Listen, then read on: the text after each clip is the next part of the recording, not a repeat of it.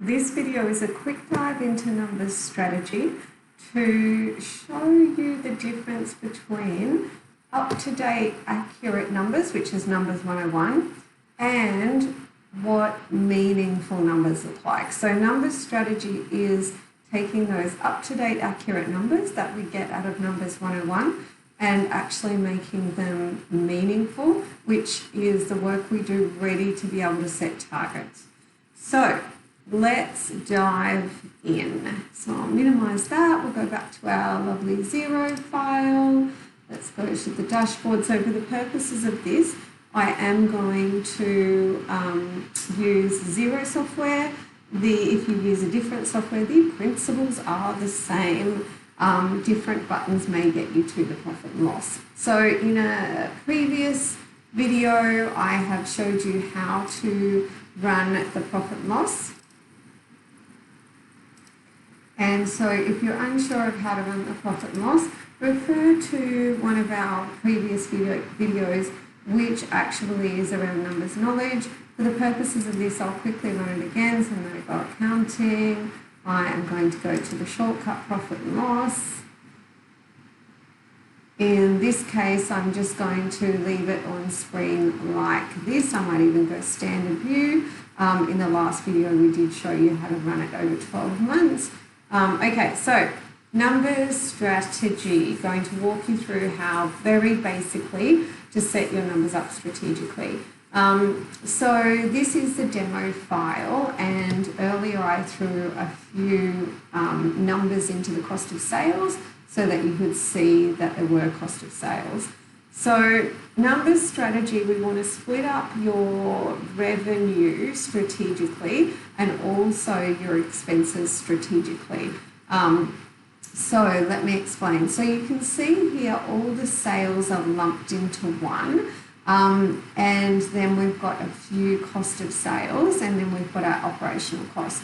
So remembering that the reason that we're going to make these numbers strategic is so that we can actually set targets, because we can't set targets from numbers that aren't meaningful. If we can't read the numbers in a way that allows us to have those aha moments, then realistically, how are we going to set targets? Yeah, so this is all about getting those numbers as meaningful as we can to set targets.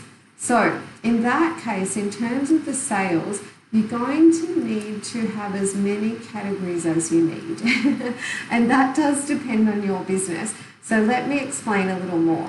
So let's just say that you are an air conditioning business and you supply and install air conditioning units in residences and let's say in commercial as well. You're going to have to decide what you need to be able to see in order to forecast as such, because all these words like forecast, you know, sometimes you go, oh gosh, I'm not a numbers person, you might think, I don't know forecasting. But what is forecasting? It's looking ahead, yeah? I often say to my clients, oh, I've got a crystal ball. So don't get weighed down by the terminology, okay? Because it's not, we can simplify it. For example, KPIs, targets, budgets, forecasts, they all kind of mean the same thing, yeah? They kind of mean, where are we going? Where do I want to go, yeah? So, so you're going to be able to, so let's back to the air conditioning example. So you supply and install air conditioning. So if we think about that, you buy air conditioners, yeah? So that's going to be a part of it, you buy them. And then there's a labour involved in installing them and servicing them as well in your business. And so in terms of the income, you are going to generate sales when you sell the units that you purchase and also when you do the service around them. And the reason that's important is because when you're going to look at those cost of sales and be able to look at them and understand them, you're going to want to split those cost of sales up relevant to your income.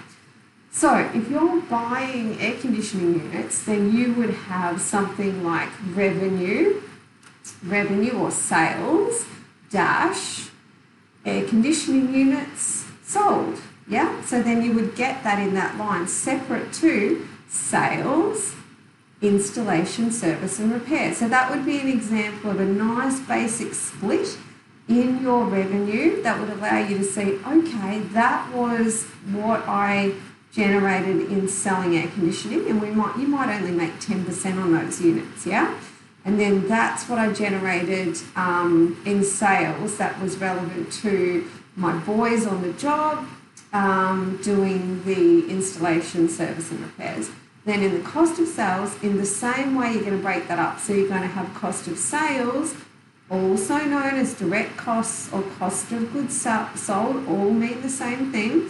So you're going to have cost of sales, and you might have like air conditioning units purchased, yeah? So then what you make and what you pay out, so your incoming and your outgoing, you can see immediately, boom, here's what I brought in sales, here's what I sold, what's the profit, yeah?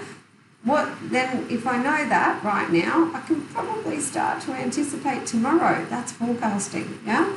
So then in a similar way, you'll have cost of sales, technicians' wages, cost of sales, technicians' subbies, if you've got subbies as well.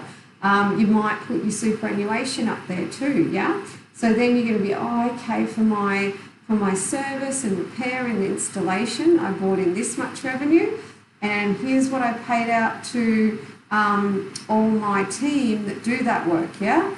Boom, job costing, which we can go into more later. But you can see, if you didn't have these splits, numbers 101 is still sorted. You have got up-to-date accurate numbers. But if you do those splits, you've now taken those numbers from being up-to-date and accurate to strategic, ready to set numbers targets. So let me just have a quick look at the other couple of things I wanted to point out.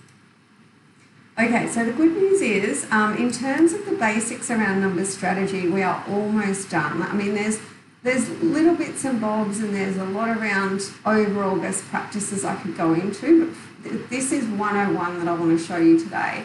So the next thing I want you to think about is in your operational costs, and this is a common one that we'll see. So if you are that air conditioning guy, then you might have an admin girl, yeah, an admin girl in the office. I'm old school. I use really terms like girls and boys, but I know we can have admin boys in the office and girls that are technicians too. Just hang in there with me. So you've got an admin person in the office, and he or she does, 10 hours a week. If we just put our wages up here, we've actually got some costs up here that aren't cost of sales. Now, it's not a big deal, and you don't always have to move it. This kind of thing is a little bit subjective, but it is the more strategic you can get the numbers, the more accurate setting your targets and monitoring your targets are. So technically, and certainly what I do in my business and what we do for our clients, is we really love to move, if there are wages in there to do with people that aren't on the tools, so to speak, then we move them down here into the operational costs, and we categorise them. We might have wages for Sally, we might have wages for Tom, and it might say admin, wages for Sally, management, whatever it is, wages for Jeanette, owner. So we actually make sure that, again, those numbers are strategic, because that's going to set us up for setting targets. And we're going to set those targets when we know what optimal business performance looks like, which I'll do another video for. So that is realistically the basics around, very, very beginning basics around numbers strategy.